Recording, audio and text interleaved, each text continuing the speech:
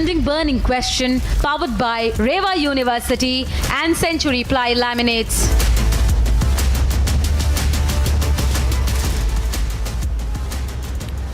Thank you for joining us on the trending burning question. I'm Niranjan. It's 8:30 p.m. and the paid articles for cash scam that is hit Lutyens media has become bigger this evening. I have with me in my hand a letter that has been written by prominent citizens, including retired former Chief Justices of High Courts, former judges, veterans, retired bureaucrats, ambassadors, people who've served India, all of whom talk about, and I'm going to read some excerpts of this letter before I go across to two of the signatories who join us on the broadcast this evening.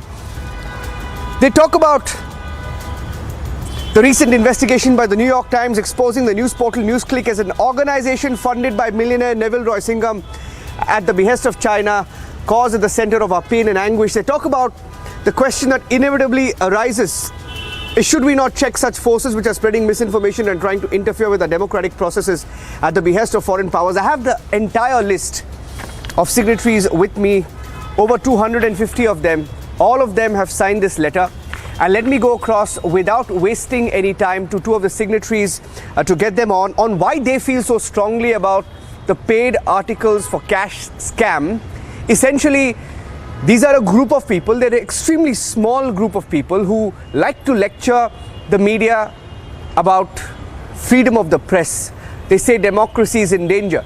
They like to target the nationalist media, and these are the same people who've allegedly taken money from China, and not small amounts of money, unaccounted money running into almost 50 crore rupees and much more from Chinese agents. Let me go across to Lieutenant General Sanjay Kulkarni, a former DG Infantry, global strategist, defense expert, joining us live from Delhi, one of the signatories to this letter.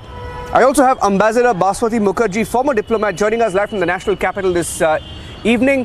Thank you both for joining us on this broadcast, the trending burning question.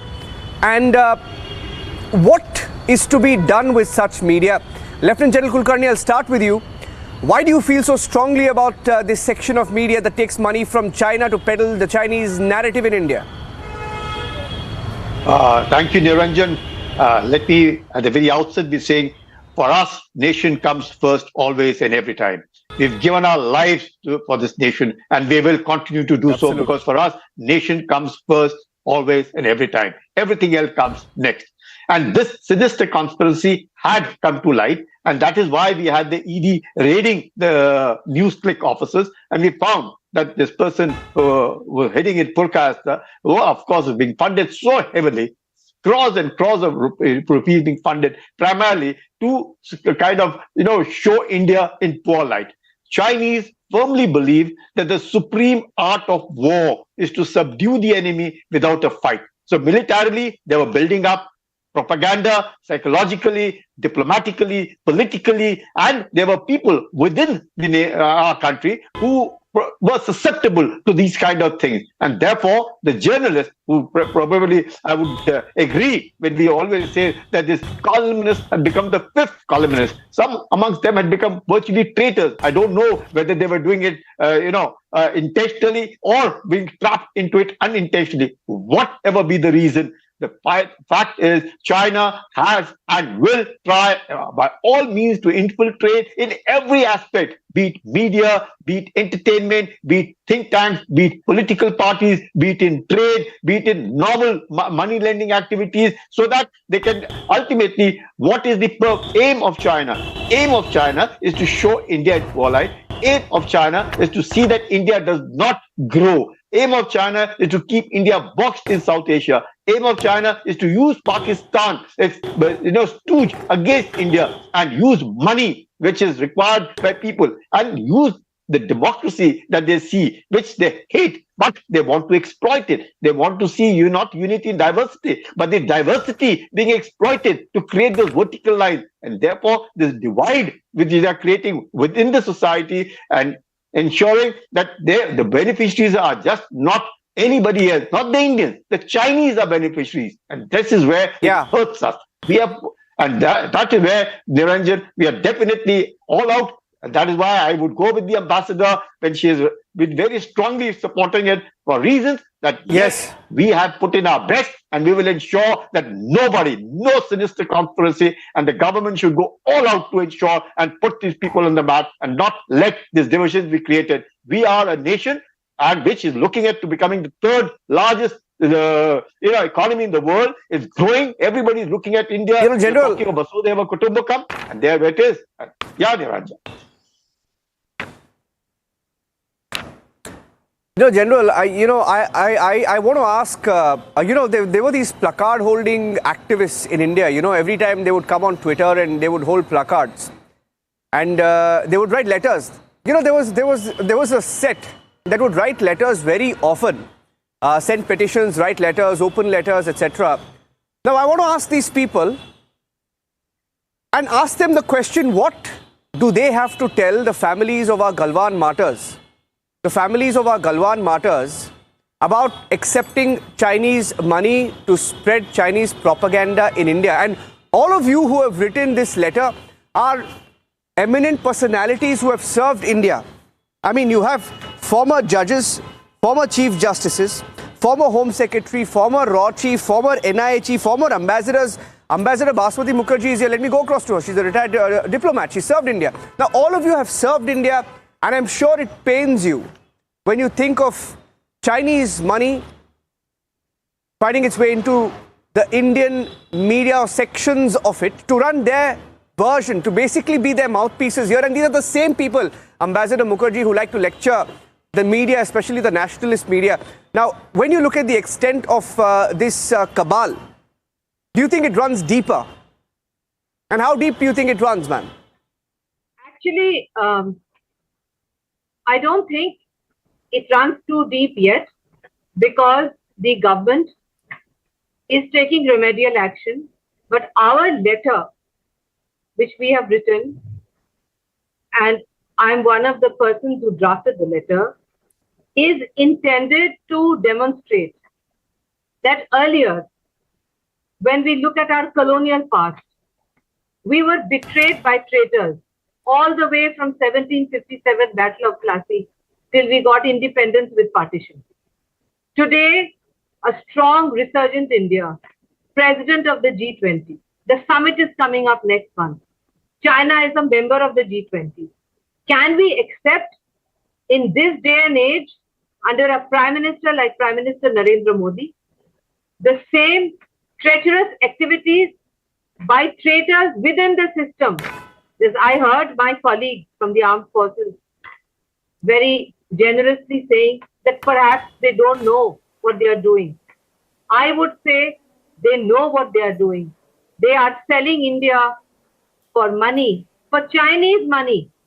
They are selling a fake peddled narrative to pull India down, their motherland, and to push China that wants to take away large chunks of our territory through salami slicing, but for the efforts of our brave and committed armed forces, and the whole country is behind them.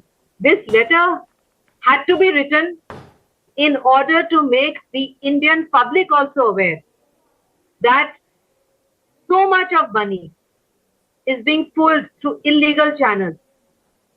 And who is the person who's received the money? Is a mainstream Indian, from a mainstream news agency, who is using this money deliberately. I call him a gaddar. In Bengali, we call them gaddars. They are gaddars. They are traitors. And they deserve to have the most stringent punishment inflicted upon them. To even imagine that the India of 2023 is the same as 1757 when we were betrayed by gaddars.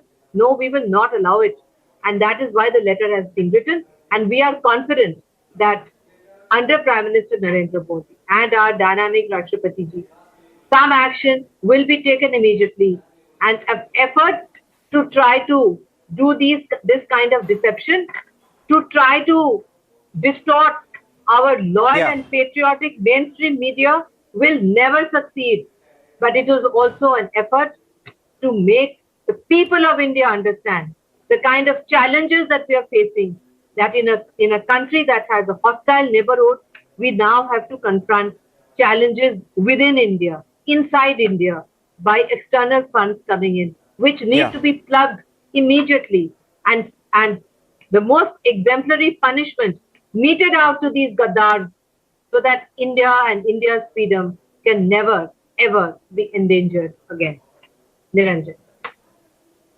Ambassador, you said you used very strong terms. You used the word Gaddar. Now let me go across to Nikhil Jain. I have Nikhil Jain also on the broadcast. Nikhil Jain is an advocate, primarily leans towards the Congress party. Now Nikhil Jain, one of the so-called members of INDIA, and they are not India. They can never be India. I'll tell you why.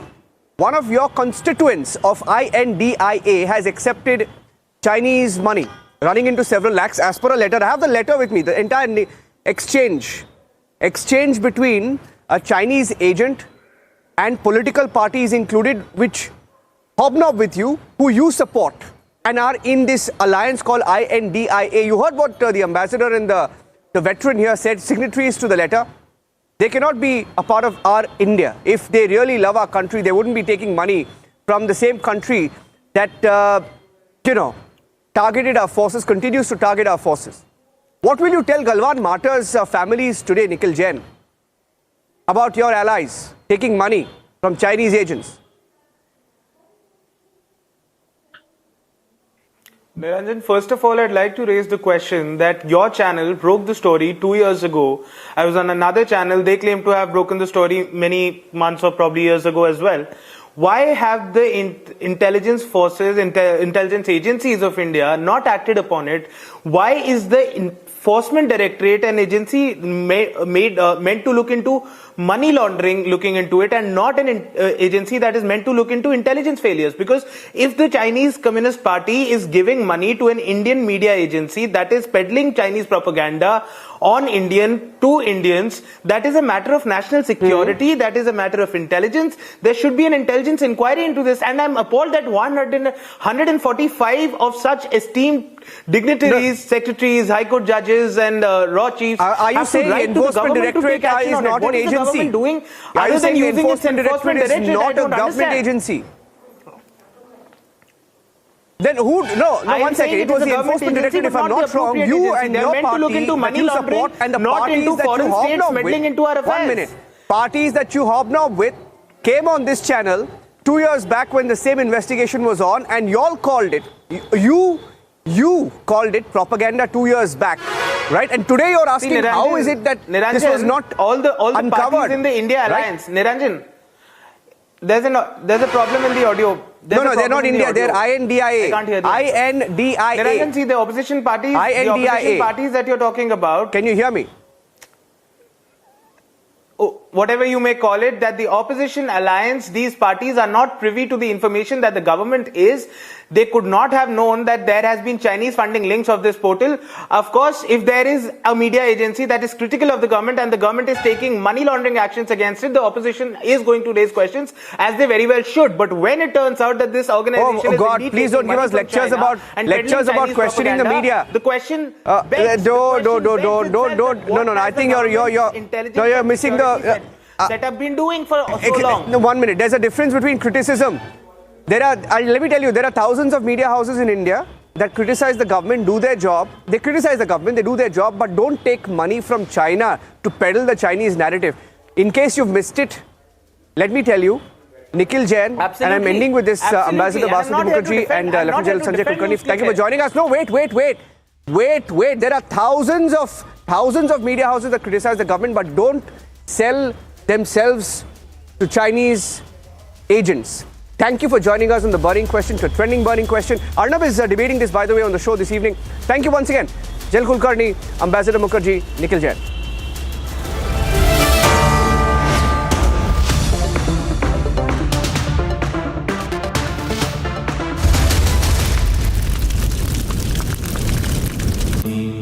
Amity has been ranked India's #1 private university.